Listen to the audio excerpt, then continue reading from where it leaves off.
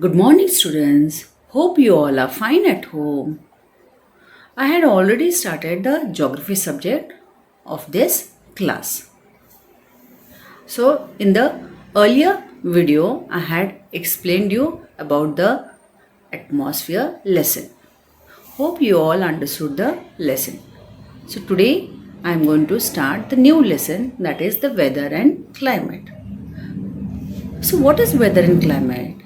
You all may be knowing that these terms are used oftenly by the people. So, most of the people think that weather and climate are the similar terms.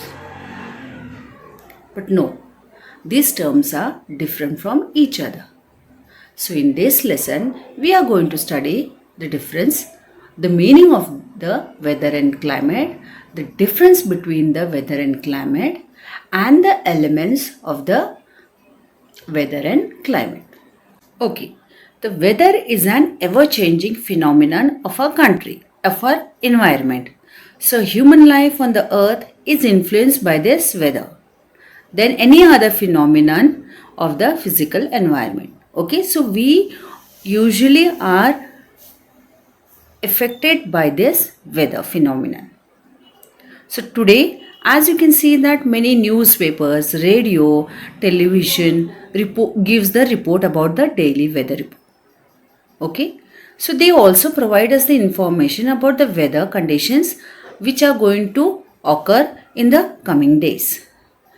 This shows a great importance of the weather conditions in our lives. So for thousands of years, you can see that scientists have tried to predict the weather. Predict means what is going to happen, what type of weather is going to take place in the future. So, the study of weather and its elements is known as meteorology.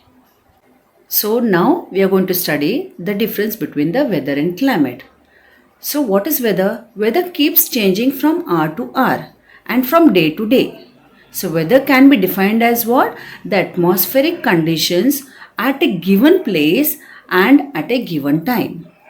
So, the climate, on the other hand, can be defined as the sum of weather conditions of a larger area over a longer period.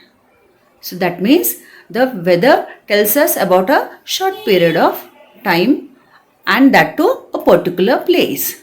But climate gives the sum of the weather conditions of a larger area and for a longer period. So it is thus the average weather as well as the variations and extremes of an area. The basic elements of both weather and climate are the same. So here you can see in the column they have given the difference between the weather and climate. So the first difference, that is, it refers to the short-term atmospheric conditions that exist for a given time in a specific area, a short time. Climate is the aggregate of day-to-day weather conditions over a longer period of time. It's an aggregate. Second point, weather refers to a particular station or a place, whereas the climate refers to a larger area. The third, weather may change at a very short interval of time. Immediately the weather conditions may change, whereas the climate remains more or less unchanged year after the year.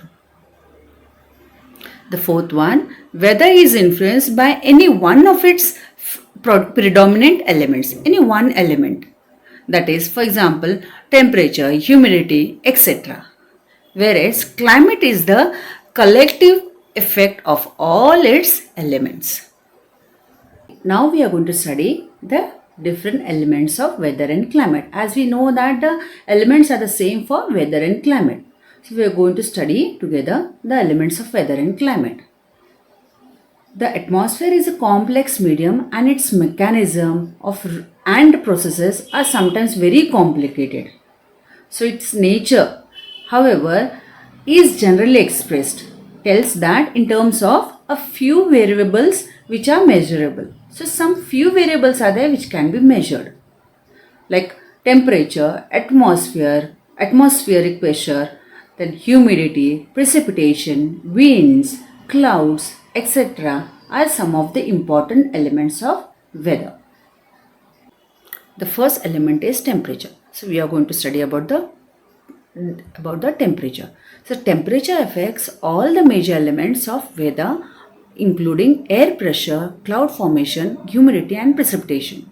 So the difference in temperature is associated with the formation of heat zones and pressure belts. So you might be knowing what are heat zones. So we have divided our earth into 3 heat zones, that is tropical zone, torrid zone and frigid zones. So it is associated with the formation of these heat zones and the pressure belts. So how the earth and its atmosphere get heated? The only permanent and the continuous source of heat is what? The sun, which we get on the earth. So the sun constantly radiates its heat and light in all directions. So this process of giving out energy by the sun is called as what? The solar radiations. The first, insolation. Now what is insolation? The amount of solar radiations received on the earth's surface is called insolation. So whatever the solar radiations are being received on the earth's surface is nothing but the insolation. So the sun's energy travels to the earth as an electromagnetic radiation. So the incoming solar radiations is received in the form of short waves. So these waves reach the earth's surface without heating the atmosphere. So you understood this insolation? Okay. The second one is terrestrial radiation. What is terrestrial radiation? So we know that solar radiations is in the form of short waves and it reaches the earth's surface without hitting the atmosphere. So most of this heat energy is reflected back by the earth's surface in the atmosphere in the form of long waves. These long waves are nothing but the terrestrial radiations. So the atmosphere is thus heated indirectly through the earth. The amount of insolation received on the various parts of the earth is not equal. So it varies from place to place and depends on some factors. So we are going to study these factors. How the amount of insolation received on the various part of the earth varies. The first is the latitude, the thickness of the atmosphere, length of the day and the distribution of land and water. Latitude. The latitude at which a place is located affects the temperature of a place. So the spherical shape of the earth causes the different parts of the earth to be heated in a different degrees. So for example, the region near the equator get more direct rays of the sun. The direct rays are concentrated over a smaller area and so they heat up the earth more. As we move away from the equator towards the pole, we see that due to the curvature, the sun's rays strike the earth at an angle. So the slanting rays of the sun spread the heat over a larger area and so do not heat the same extent as the direct rays which affects the equator part. So here you can see in the diagram, they have shown nicely. Here you can see that temperatures decrease from the equator to the poles. From the above illustration, it is clear that bands X contain equal amount of solar energy which comes from the sun. But because the area at Z is less than the area at Y, the temperature at Z will be higher than the Y. So also the sun rays at Y have passed through a greater thickness of atmosphere than those at Z. Hence, more energy reaches at Z than at Y.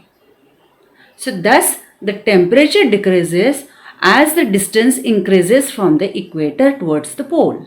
So the amount of rainfall also decreases from equator to the poles since the evaporation is related to the temperature. So the angle at which the sun's rays strike the earth also varies between seasons. So we get different seasons in different latitudes.